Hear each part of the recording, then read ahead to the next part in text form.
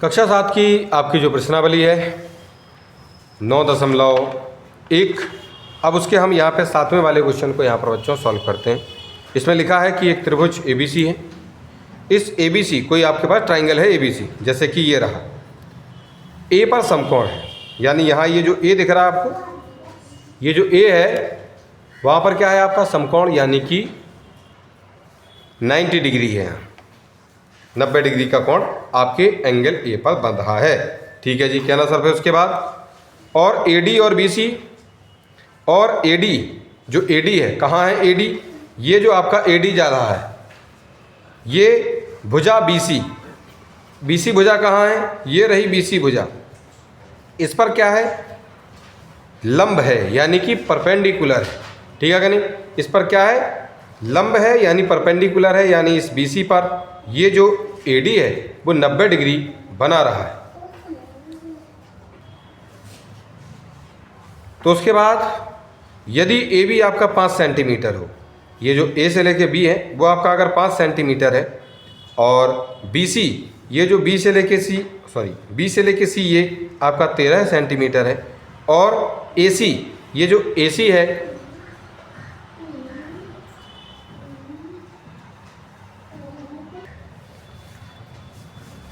तो उन्होंने कहा है तो जो ABC त्रिभुज है, यानी ये जो आपका ट्राइंगल, ये जो ABC आपको दिखाई दे रहा है, इसका आपको क्षेत्रफल बताना है और साथ में आपको बताना है AD की लंबाई भी ज्ञात करना है, यानी A से लेकर ये जो D है इसकी लंबाई को भी आपको पता करना है। देखिए इसमें आपको करना क्या है बच्चों कि सबसे पहले हम इस त्रिभुज, ये जो आपको दिख रहा है, अगर इसको हम यहाँ पे बनाएं अलग से, चलो हम आपके लिए बना देते।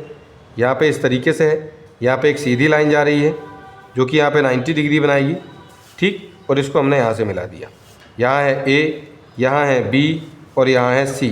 ये आपका रहा 5 सेंटीमीटर, ये है 12 सेंटीमीटर, ये है 13 सेंटीमीटर, और यहाँ से एक सीधी लाइन आएगी, उसको हम बाद में खींचेंगे। कहना क्यों, क्योंकि इसको हम सबसे पहले बच्चों क्या करने वाले हैं, इसका हम क्षेत्रफल निकालने वाले हैं। और क्षेत्रफल के लिए हम सभी जानते हैं बच्चों कि हमें एक आधार चाहिए होता है और एक ऊंचाई चाहिए होती है, यानी एक बेस की ज़रूरत होती है और एक आपके ऊंचाई की आवश्यकता होती है। तो ज़रा इसको अगर हम ऐसा घुमाते हैं, तो जब अगर हम इसको इस तरीके से घुमाएंगे तो ये आपका आधार हो सकता है, और ये सामने से आने वाली ये जो लाइन है जो इस पर 90 डिग्री बना रही है, क्योंकि क्वेश्चन में कहा गया है कि A पर आपका 90 डिग्री बन रहा है, यानी 90 डिग्री बन रहा है, तो आपकी ये जो AC लाइन है वो आपकी लंब हो जाएगी, यानी परपेंडिकुलर हो सकती है। और अगर आप चाहें तो ये जो आपका AC है, इस AC को आप मान सकते हैं बच्चों आधार यानी कि बेस, और इस AB को आप मान सकते हैं लंब यानी कि आपका परपेंडिकुलर, यानी उसी को हम ऊंचाई भी कहते हैं। तो इन दोनों में से किसी को भी आप आधार और किसी को भी आप ऊंचाई मान सकते हैं, यानी किसी को भी बेस मान सकते हैं और किसी को भी आप हाइट मान सकते हैं, क्योंकि वो एक दूसरे पर 90 डिग्री बना रहे हैं। ठीक है कि नहीं, चलिए तो हम क्या करेंगे छात्रों, इसको हल करने के लिए हम यहाँ पे आपका ये जो फिगर 11.25 है, ये जो यहाँ पर चित्र है ये वाला, अच्छा ये क्योंकि नई बुक है 9.16 होगा ये, चलो इसको हटा दो, इसको लिखना ही नहीं है, छोड़ो इसको, कुछ मत लिखना।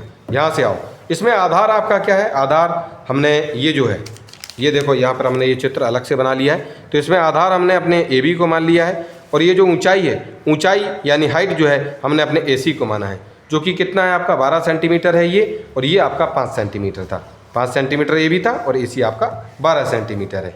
अब क्या करेंगे छात्रों, हम इसमें त्रिभुज का क्षेत्रफल का जो फॉर्मूला होता है जो कहता है 1/2 आधार गुणा ऊंचाई, या फिर एरिया ऑफ ट्राइंगल जो है वो कहता है 1/2 इंटू बेस इंटू हाइट। ठीक है कि नहीं, इसमें हम क्या करेंगे कि यहाँ पर जो भी चीज़ें हमको मालूम है उनको हम यहाँ पर रख देंगे। ठीक है कि नहीं, इनकी वैल्यूज़ को रखेंगे।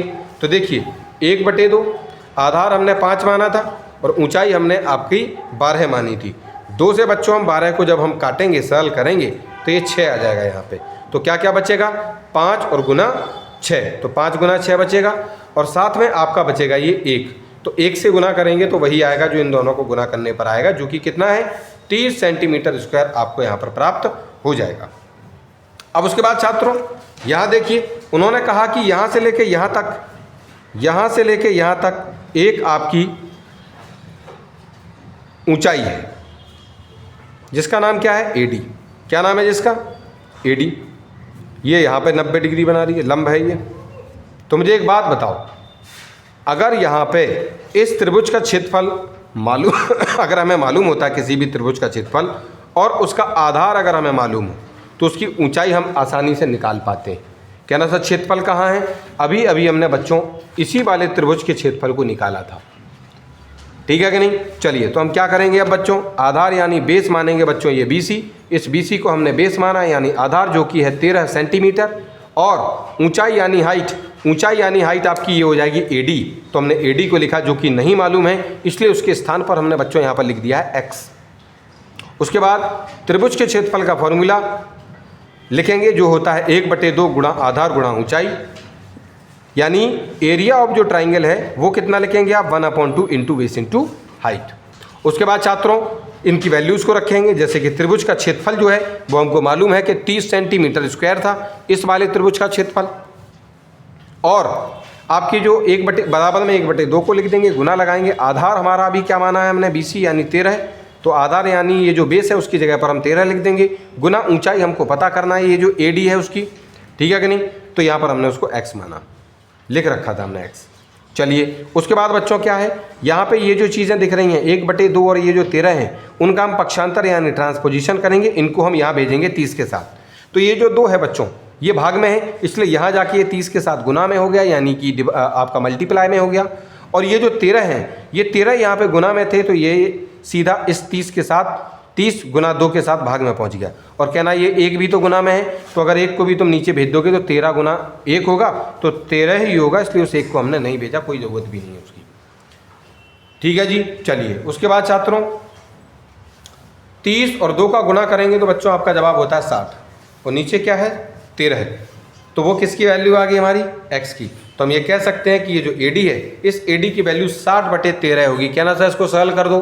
सरल नहीं हो पाएगा ये इससे ज़्यादा, क्योंकि ये एक आपकी अभाज्य संख्या है और ऊपर वाली संख्या आपकी एक दूसरे को ये नहीं काट पाएंगे, ठीक है कि नहीं? तो इस वजह से ये ज़्यादा सरल नहीं हो सकते, इतना ही रहेंगे।